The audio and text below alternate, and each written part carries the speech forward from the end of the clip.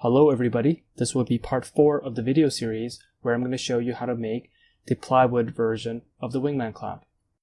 In this part of the video I would show you how I made the lead screw pieces. I have mentioned in part 1 that I did not like how I made these lead screw pieces with the grain of the plywood flowing this way. I much prefer making it this way. For me, it's easier to make as well as stronger because when the grain of the plywood is in this direction, it's a very high tendency for the piece to crack lengthwise, whereas when it's 90 degrees to the lead screw rod, it tends to be much more durable. Therefore, I will show how I made these plywood pieces with the plywood grain in this orientation. I have myself a stop block rigged up here, as well as a bunch of scrap material I had lying around, and I'm going to go ahead and cut a bunch of tiny little squares.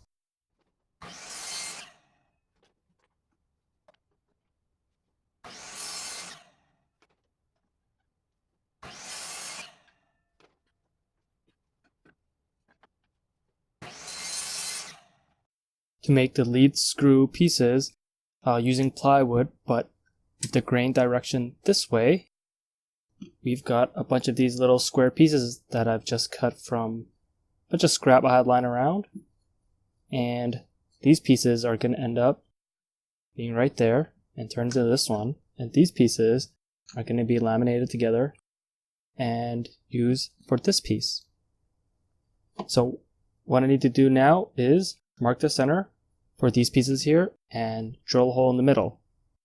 For all these pieces here, through-all hole is all that's required in a center, but for this piece, only this backing piece requires a through hole all the way through.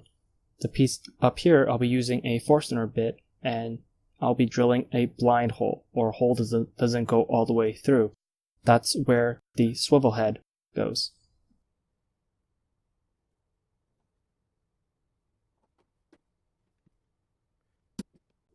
I got a quick jig here set up to drill multiple pieces in the center. There's also wood on the back here to prevent blowout.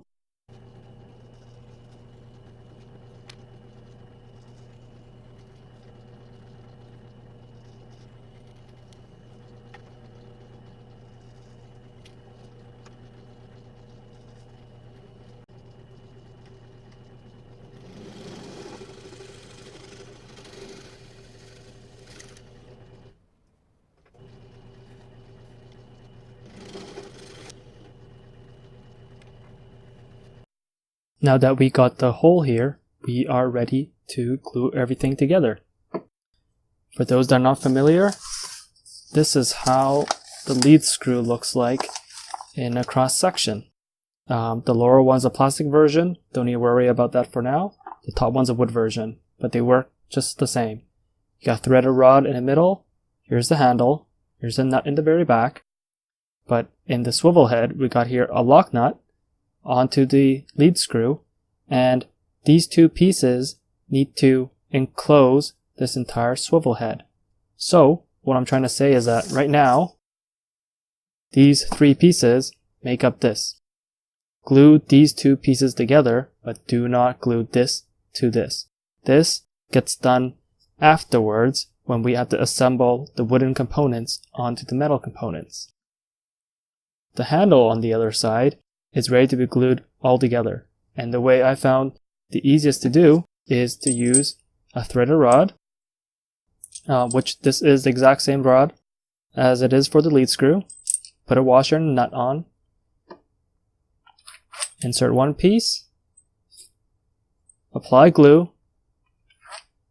Put it in. Apply glue, etc., etc.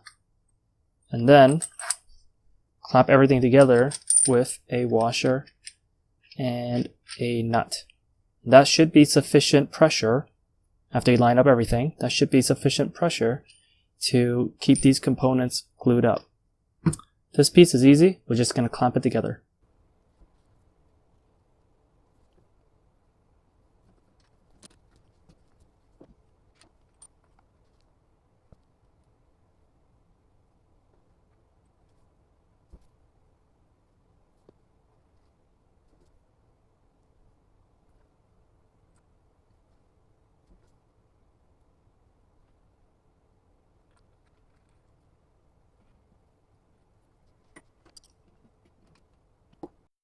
do not glue this piece to this piece.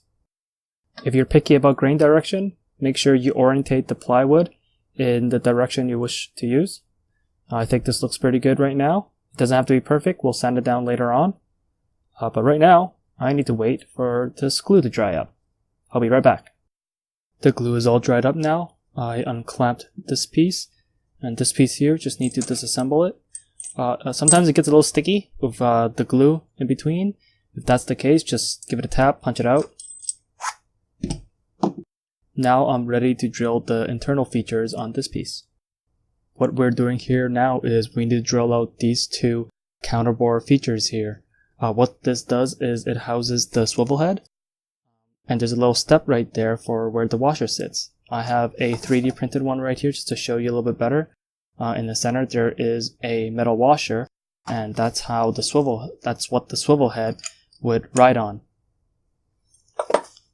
So let's do that right now.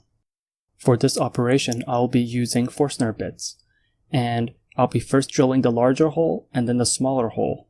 Usually I drill the smaller hole as a pilot hole before I drill the larger hole, but that's only with these traditional spiral twist bits. The reason why I'm drilling the larger hole first and then the smaller hole is that I notice for Forstner bits at least, they don't cut very well if you're only trying to take off the very last bit of the outer diameter. It just doesn't center itself very well. And on top of that, it's really hard to center because you don't have a center point to reference off of. So let's do that right now.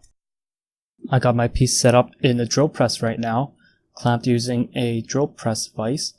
My drill press is set to its lowest setting. I noticed that Forstner bits like to go a little bit slow, and I have a depth stop on my drill press all set up.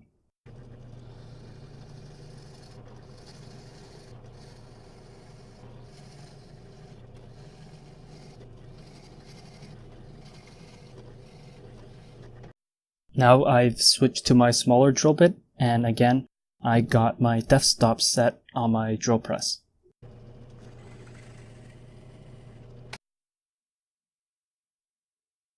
There you go. We got ourselves the cavity that we want. We got our little step inside, and now let's glue down the washer.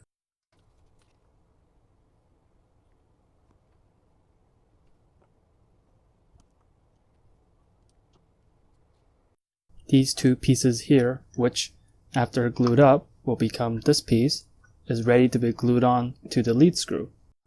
The process of completing this swivel head is now to assemble everything together, put on a bit of glue on this surface, we'll clamp it down, and once the glue is all dried out, I would take this to my sander and sand out the corners so that I get a nice octagonal or stop sign shape out of this piece. Leaving the sanding of all the edges to the very end would allow both these two pieces to be completely flush with each other and pretty much indistinguishable where the seam would be because, well, this is plywood.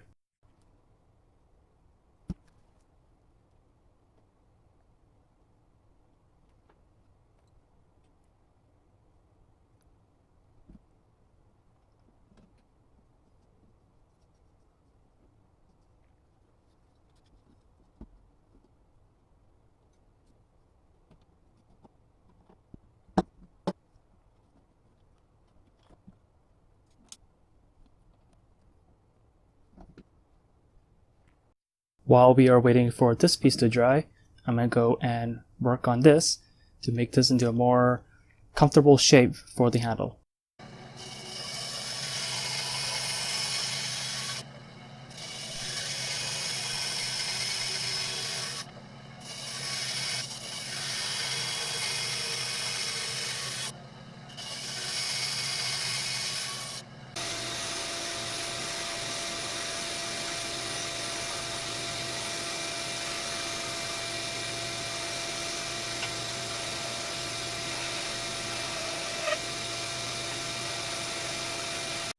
I got roughly the shape that I want.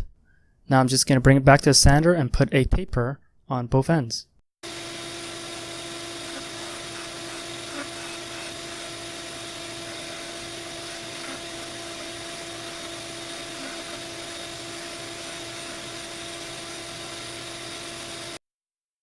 I think that looks pretty good. The glue is all dried up. I just need to take this to my bandsaw, cut off the corners, and sand it down to make it look pretty.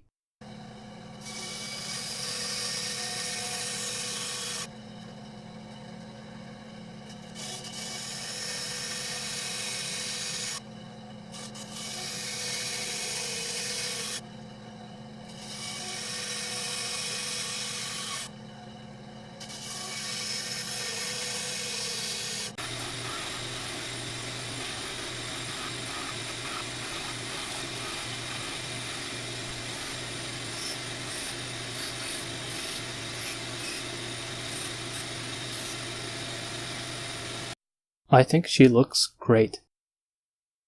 For instructions as to how to assemble the pieces onto the lead screw, I'll leave a link below for the plastic version. Right here, the process is 100% identical, and this will conclude our build series for the plywood construction of the Wingman clamp. Now, regardless if it's the Model 500, the younger brother, or other modules, the manufacturing process, at least with the tools that I own, is 100% identical. Just sandwich plywood, that's about it. Comment, like, share, and subscribe. It really helps. All proceeds goes towards funding Project Maverick. And have a wonderful evening, everybody.